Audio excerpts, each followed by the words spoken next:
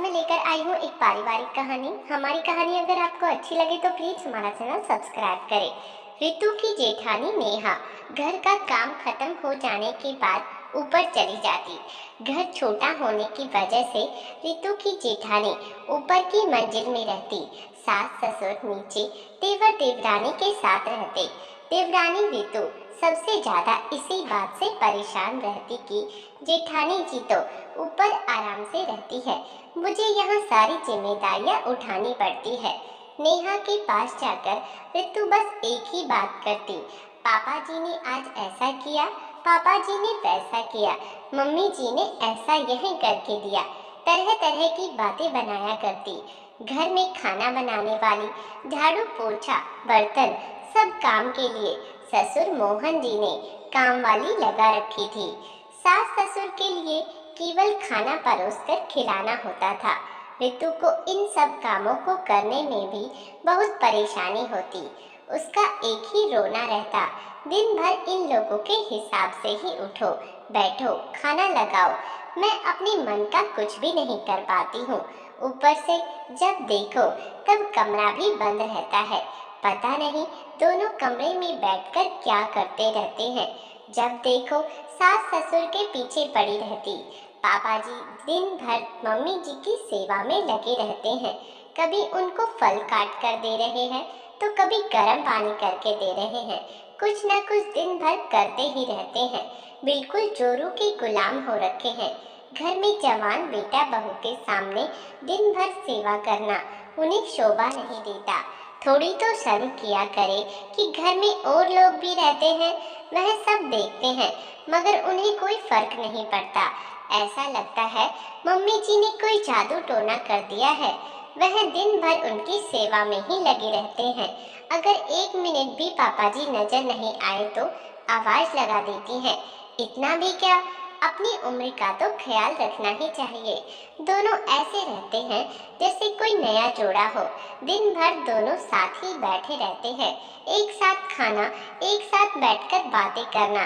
पूरा दिन दोनों एक साथ ही बिताते हैं। रितु जब भी नेहा के पास बैठती तो उनकी बातें खत्म ही नहीं होती। उसकी बातें सास ससुर से शुरू होकर उन्हीं पर खत्म हो जाती। नेहा ने रितु को समझाने की कई बार कोशिश की। सासू माँ एक बार बाथरूम में फिसल गई थी। उसी कारण कमर में दर्द रहने लगा था, जिस वजह से वह ज्यादा बिस्तर पर ही रहती है। डॉक्टर ने उन्हें बेड रेस्ट की सलाह दे रखी है। वह ज्यादा चल फिर नहीं पाती है। उनकी पैरों में भी बहुत दर्द रहता है। मोहन जी अपनी पत्नी की इसीलिए दिन भर देखभाल करते हैं। छोटी बहू रितु सेवा करने से तो रही, ऊपर से दिन भर ताने और देती रहती है। सासू माँ के पैरों में दर्द ज्यादा होता है तो मोहन जी कभी उनके पैर दबा देते हैं तो कभी कमर में तेल मालिश करने लगते। इसीलिए बेचारे शर्म के मारे कमरा बंद कर लेते हैं।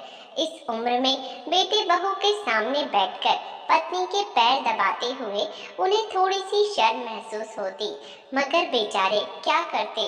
आजकल की बहुओं से तो बहुत ज्यादा सेवा भाव की तो उम्मीद ही नहीं की जा सकती।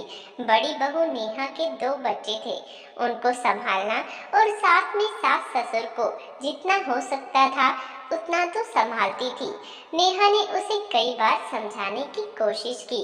वह पति पत्नी है, वह दोनों आपस में एक दूसरे की सेवा करते हैं तो इसमें क्या बुराई है।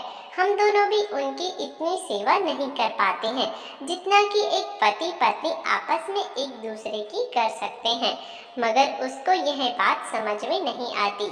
एक दिन जेठानी जी ने समझाते हुए रितु से पूछा, जब तुम्हें बुखार आता है तब देवर जी तुम्हारी मदद करते हैं कि नहीं? हाँ करते तो है, रितु ने तपाक से उत्तर दिया। वह नहीं करेंगे तो और कौन करेगा? जेठानी जी ने कहा, बस तुम्हें समझना है, पति पत्नी ही एक दूसरे के सुख दुख के भागीदार होते हैं। अगर अपने बच्चों के सामने उनको सेवा करने में शर्म महसूस होती है तो वह दरवाजा बंद कर देते हैं। इसमें गलत क्या है? तुम अगर सेवा नहीं कर सकती तो कम से कम बातें तो मत बनाया करो। वह दोनों जैसे भी रहते हैं उन्हें रहने दो। तुम और देवर जी भी तो अकेले बैठकर खाना खाते हो, खाली समय में अपने कमरे में बैठे रहते हो। अगर वह दोनों भी एक साथ समय बिताते हैं तो कोई बात नहीं। रितु को जेठानी नेहा की बात समझ में आ गई। उसकी आंखें शर्म से झुक गई। किसी भी बात का गलत मतलब निकाल लेना किसी बात का हल नहीं होता।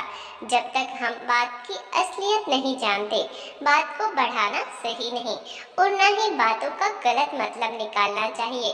अगर उन पति पत्नी की उम्र हो गई है तो इसका यह मतलब नहीं कि दोनों साथ नहीं बैठ सकते, सो नहीं सकते, यह साथ बैठकर खाना नहीं खा सकते। उम्र हो जाने के साथ रिश्ता खत्म नहीं हो जाता, बल्कि उम्र के इस पड़ाव पर पति पत्नी दोनों का ही रिश्ता और मजबूत हो जाता है। उम्र कोई भी हो, पति पत्नी को हमेशा ही एक दूसरे के साथ की ज़्यादा ज़रूरत होती है। दोस्तों, इस कहानी के बारे में अपने विचार हमें कमेंट्स बॉक्स में ज़रूर दीजिए।